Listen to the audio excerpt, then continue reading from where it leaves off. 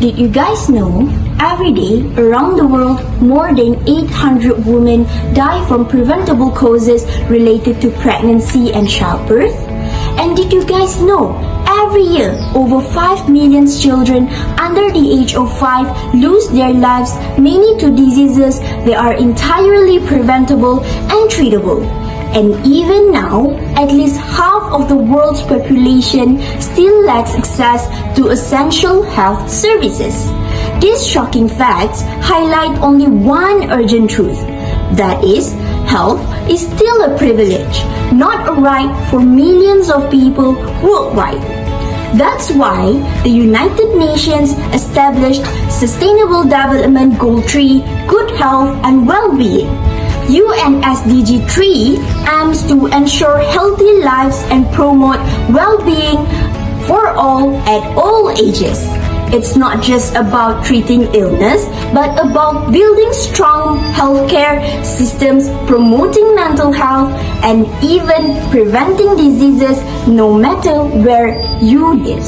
This goal covers a wide range of global health priorities, from reducing maternal and infant mortality to combating epidemics like HIV or AIDS and malaria, to ensuring access to affordable and quality healthcare and medicines.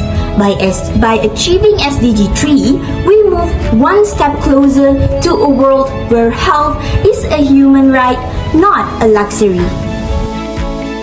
Around the world, major health challenges persist. In sub-Saharan Africa, preventable diseases like malaria and HIV or AIDS still claim thousands of lives. In South Asia, maternal and infant mortality remain high, often due to limited access to healthcare. Meanwhile, in developed countries, non-communicable diseases like heart disease, diabetes, and mental health disorders are on the rise, largely driven by lifestyle, pollution, and stress. Globally, climate change and conflict are fueling new health crises, from waterborne diseases in flood-prone regions to disrupted healthcare in war zones like Sudan and Gaza. And while COVID-19 has faded from the headlines, its long-term effects on mental health and healthcare systems are still felt everywhere.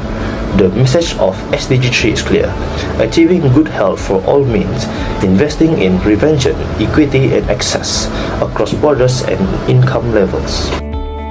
UN Sustainable Development Goal 3 is all about ensuring healthy lives and promoting well-being for everyone at all ages. By 2023, the main targets include reducing maternal deaths to fewer than 70 per 100,000 births, ending major epidemics like AIDS, TB, and malaria, cutting early deaths from diseases like cancer and heart diseases by 1/3, and achieving universal health coverage. Benchmarks help us measure progress, like reducing HIV infections by 90% or ensuring 80% of people have access to basic health services. Indicators show how we're doing. These include the maternal mortality ratio, under 5 child death rate, HIV infection rates, and how many people get essential health services. UN SDG 3 is about creating a world where health is a right, not a privilege. Let's take a look at the progress that we've made so far and the challenges we are having in achieving this goal. Over the past few decades, there has been major improvement in global health. For example, global child mortality that has dropped by more than 50% in 1990. Vaccination program helped eliminate diseases like polio in many regions, and access to basic healthcare has improved in many low-income countries. In terms of maternal health, the maternal mortality rate has also fallen significantly, especially in regions where the health education and skilled birth attendance has improved. Many countries are also investing in universal health coverage and mental services, which are super relevant to students.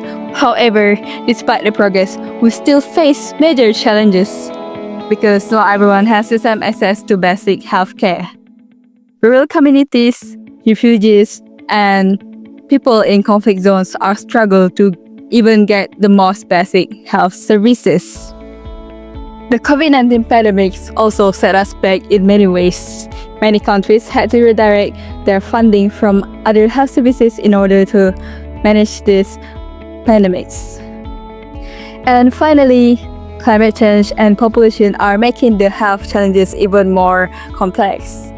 The world needs stronger international cooperation, sustainable funding, and inclusive policies that will leave no one behind, especially among young generation, such as students.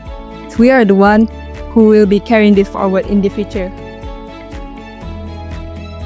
Now, I'm going to talk about current efforts to reach UN SDG. Every day around the world, lives are being saved. That's because global communities are working together to reach one powerful mission.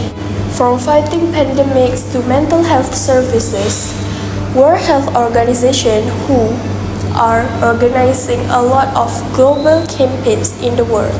For example, Gavi provides vaccines to 70 different countries in the world to help people in different ages. Besides, programs like Nigeria's Basic Healthcare Provision Fund are bringing services to remote communities. And it's not just government.